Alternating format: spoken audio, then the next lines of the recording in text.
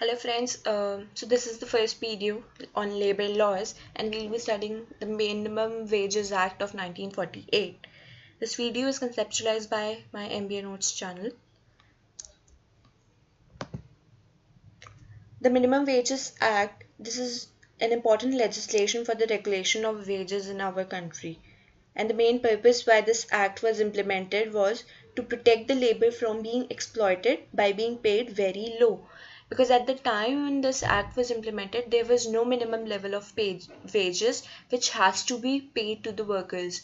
Employers were paying their employees at their own whims and fancies. There was no stable system of salary. So to ensure that there should be at least a minimum level of wages which must be paid to the worker, जिससे कि वो अपना social status maintain कर सकते हैं, जिससे कि employees अपना educational, health and medical facilities के लिए पे कर सके, इसलिए एक minimum level of wages set किया गया कुछ इंडस्ट्रीज़ में. किन इंडस्ट्रीज़ में? उन इंडस्ट्रीज़ में जिनको गवर्नमेंट ने चूज़ किया. For example there are like 100 employments in our country. For example there are obviously more employments. So out of those 100 employments, government ने कुछ employments pick की, say 60 employments, और उसमें एक minimum level of wages fix कर दिया. अगर कोई भी employer उस minimum level of wages से कम दे रहा है तो इसका मतलब वो अपना business continue नहीं कर सकता. It is illegal to continue business as per this act if you are not able to pay minimum level of wages which is set for your industry. Okay. Then, how it all started, what's the historical background of this act? The initiative was taken by Sri K.G.R. Chaudhary in 1920 when he set up boards for the determination of minimum wages in each industry. Then, International Labour Conference, which is a very renowned body, adopted the Convention number 26 and 30 in 1928 relating to wage fixing machinery. Then on the recommendation of Standing Labour Committee and Indian Labour Conference, not International Labour Conference, Indian Labour Conference, the bill was introduced in the Central Legislative Assembly on 11th of April 1946 and came into force with 15th March 1948. So this date of 15th March 1948 is what you have to remember, and this Sri K.G.R. Chaudhary. He was the person who first set up boards for the determination of wages, which paved the way for the implementation of this act. Now, this is a very strange thing, but concept of minimum wages is not defined in this act.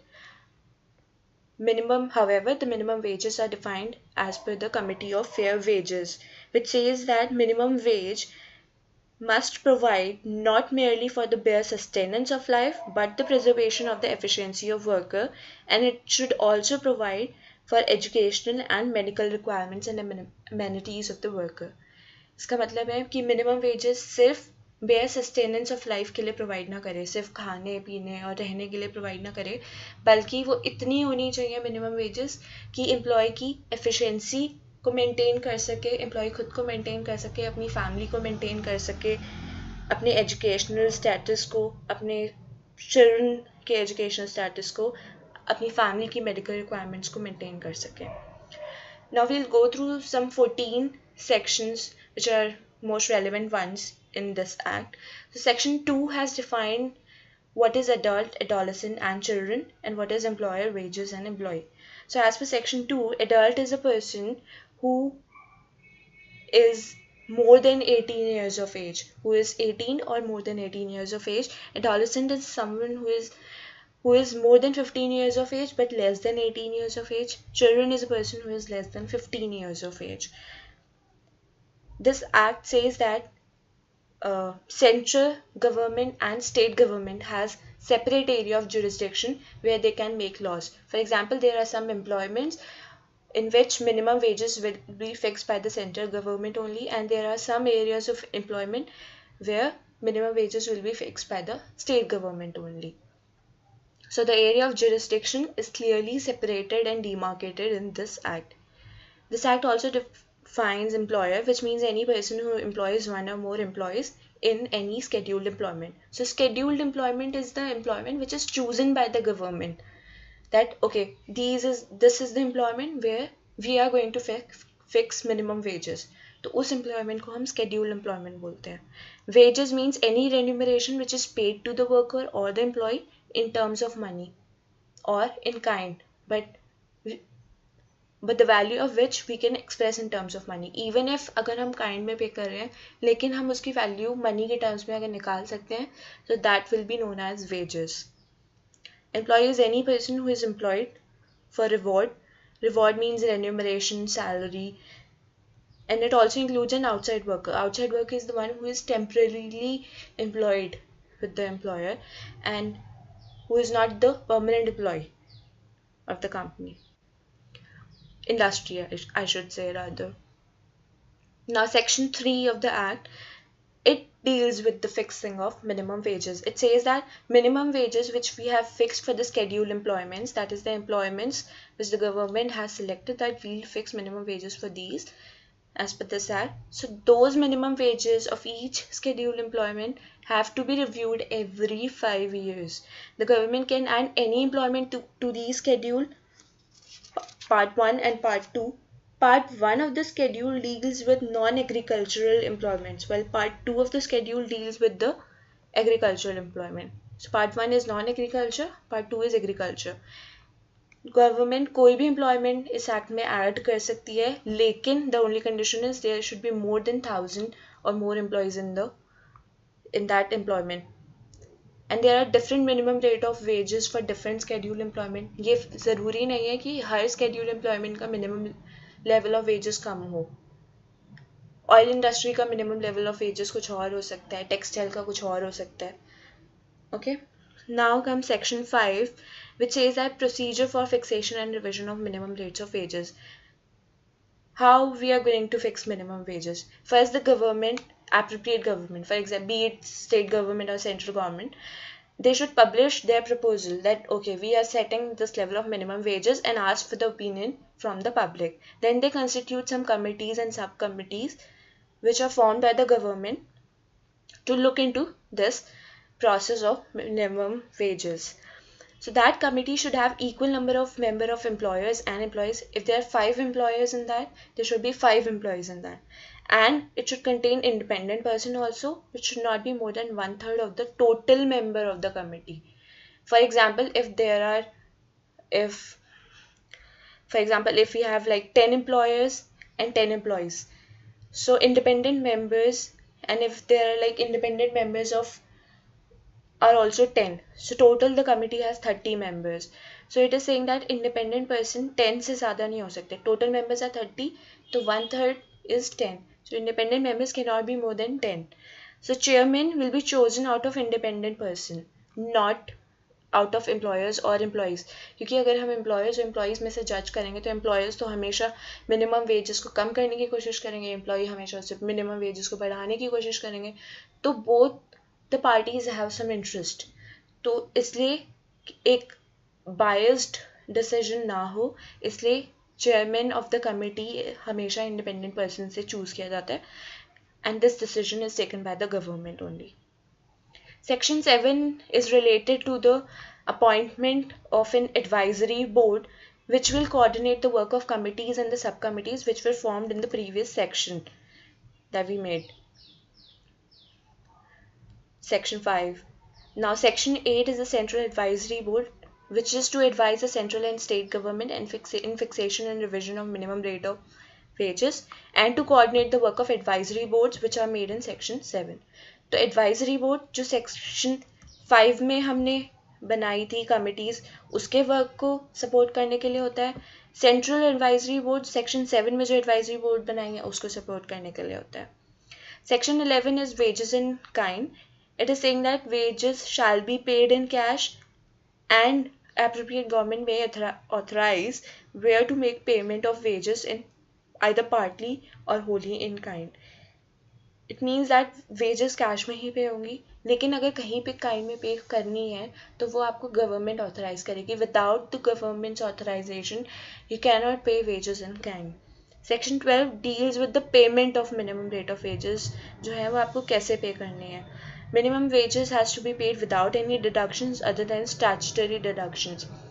Statutory deductions are like PF, Provident Fund deductions, or income tax deductions. It is saying except these deductions, except some deductions which are mentioned by the government in the act, there has to be no other deduction, no other penalties or fines which has to be cut out of the salary. Payment of wages less than minimum wages on the ground of less performance or output is illegal. आप किसी को minimum wages से कम wages नहीं दे सकते ये बोल के कि तेरी या आपकी परफॉर्मेंस अच्छी नहीं है. That is illegal. Section 13 next is dealing with fixing hours of work.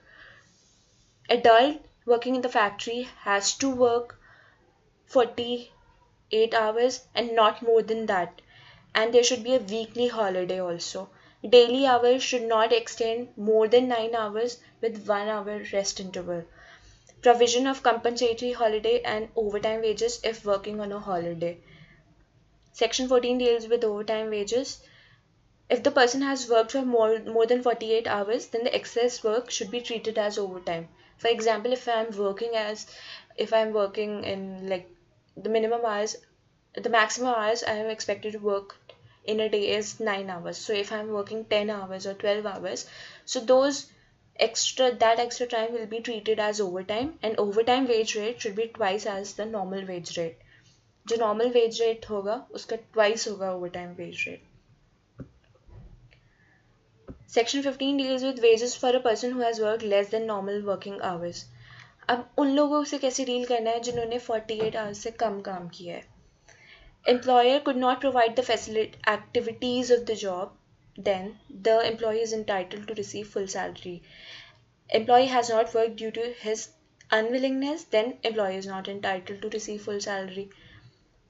It is saying कि अगर फर्स्ट पॉइंट में बोल रहा है कि अगर एम्प्लॉयर अपने एम्प्लॉय को जॉब नहीं दे पा रहा, उसके पास काम नहीं है, तो आप एम्प्लॉय की सैलरी नहीं काट सकते. Employee is entitled to receive full salary.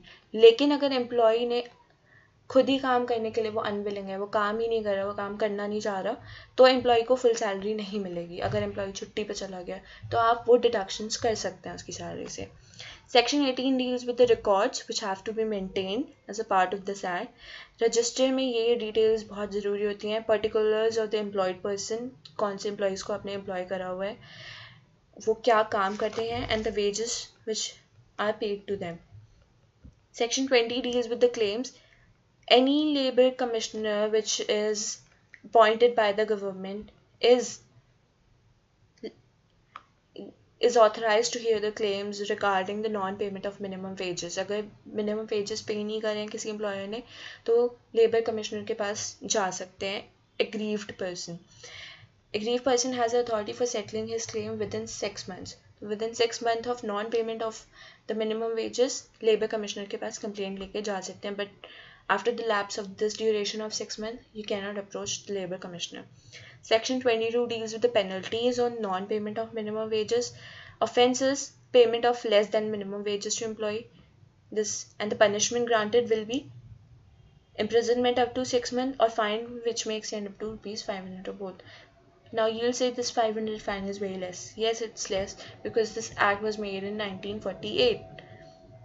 Maybe they'll revise this amount, maybe not. But yeah. Section 27, power of state government to add scheduled employment. State government has to notify in the official gazette at least 3 months before its intention to add any other employment to the scheduled employment list. अगर state government को कोई और employment add करनी है scheduled employment list में, तो 3 महीने पहले ऐड करने के 3 महीने पहले कम से कम उसे ऑफिशियल गजेट में नोटिफाई करना होगा. Section 28 is the power of the central government to give direction. Central government direction दे सकती है state government को कि कैसे आपको एग्जीक्यूट करना है इस एक्ट को अपने स्टेट में. All the central state government के areas of jurisdiction अलग हैं. Still central government can direct state government and tell them कि these are the ways in which you have to implement this act in your state. So that wraps up our video. Hope you like it, and if there are any doubts regarding this, you can mention in the comment section. I'll surely get back to you. Our team will surely get back to you. Thank you.